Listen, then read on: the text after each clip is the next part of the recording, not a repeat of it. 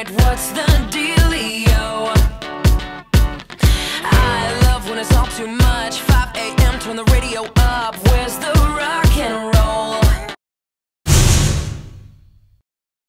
Hvordan betragter du dig selv? Jo, jeg synes jo selv, at jeg er en meget sexet ung herre, som elsker min dejlige kone Bettina.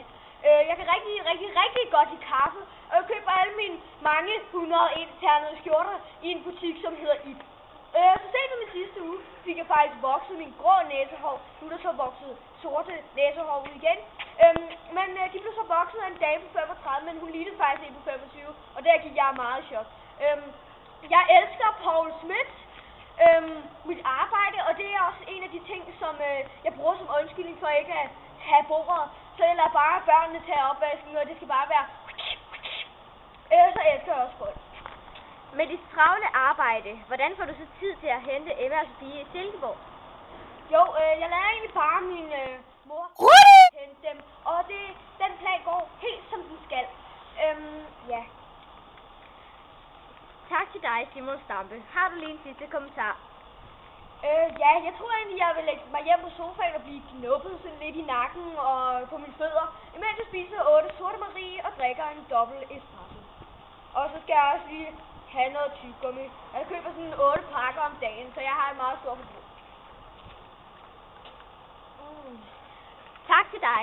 Vi ses nok en anden gang. Ja. Jeg hader katte helt af helvede! Nu kæft, Sofie. Nej, jeg mener Laura. For helvede, Stampe. Jeg mener Emma! Der er Bettina Stampe, også tidligere kaldt Bøge. Hvordan betragter du dig selv som et menneske? Ja, altså, jeg er jo sådan et menneske, som der ufattelig meget hader, jeg ser dig. Jeg elsker virkelig meget den der blomsterbutik, der hedder Blue, og ligger ved siden af min yndlingssager, som hedder Aroma. Derhjemme skal der altid være stearinlys tændt, og jeg sætter nu meget stor pris på lækker mad. Gerne fra Irma-torvet eller årstiderne. Jeg vil så gerne have, at børnene hjælper til, men det har de jo ikke tid til med alle deres lektier.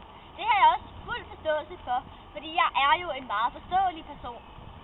Nu hvor du jo er så kreativ også på dit arbejde, hvordan smitter det så af på børnene?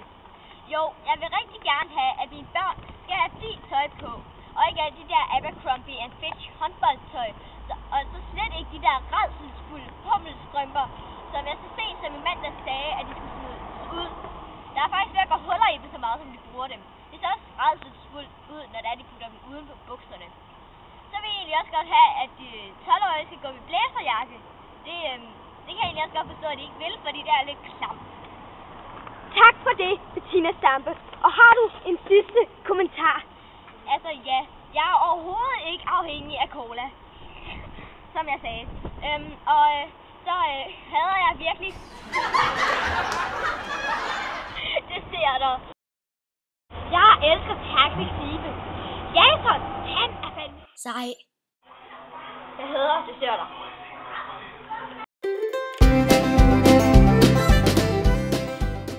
nu må jeg lige have undskyld. Vi skal lige snærpe.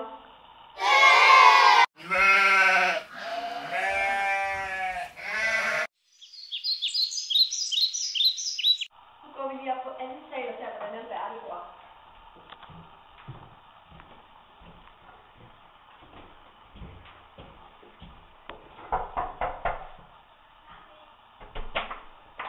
Hej, Alberte.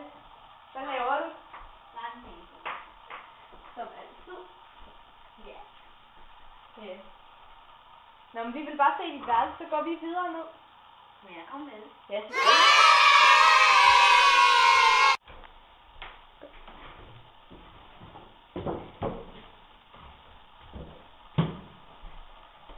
Ja, det her, det er så vores soveværelse. Ja. Og det her, det er så vores væreværelse. Det her er mit værelse. Ja, okay. For at være helt ærlig, hvordan synes du selv, det ser ud? Altså, ruder det ikke lidt meget i forhold til andre børneværelser? Nu er det jo sådan, jeg ikke er et barn, men jeg er teenager.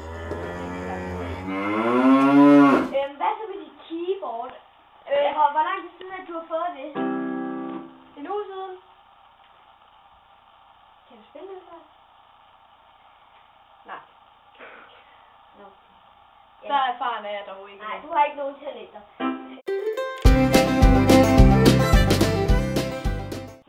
Sugar Maria!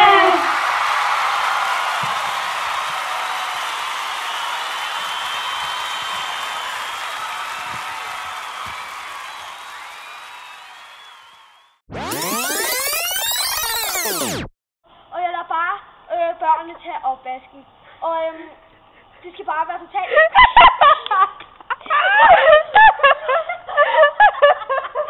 Hvad er snot på? Jeg stod bare og ventede på, at det ville ske. Go, bitch!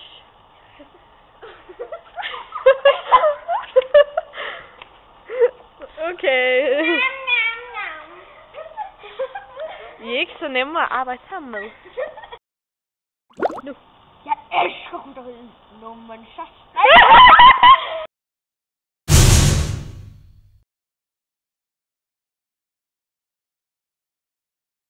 Og det er nu I skåler, ikke også? Ja, og når vi har skål, så Bettina, du bliver altså nødt til at snave min far for hele Molskroen. Nu er du ligesom trængt op i en krog, så du er ligesom nødt til at give bolden videre og spille lidt tof. Værsgo. Ja, altså det er jo bryllup, så jeg synes det var en meget god idé, hvis nu vi skulle lige kysse inden. Men og så lige skåle. Ja, Så rejs jer op, mennesker, og så skåler vi. hip hurra!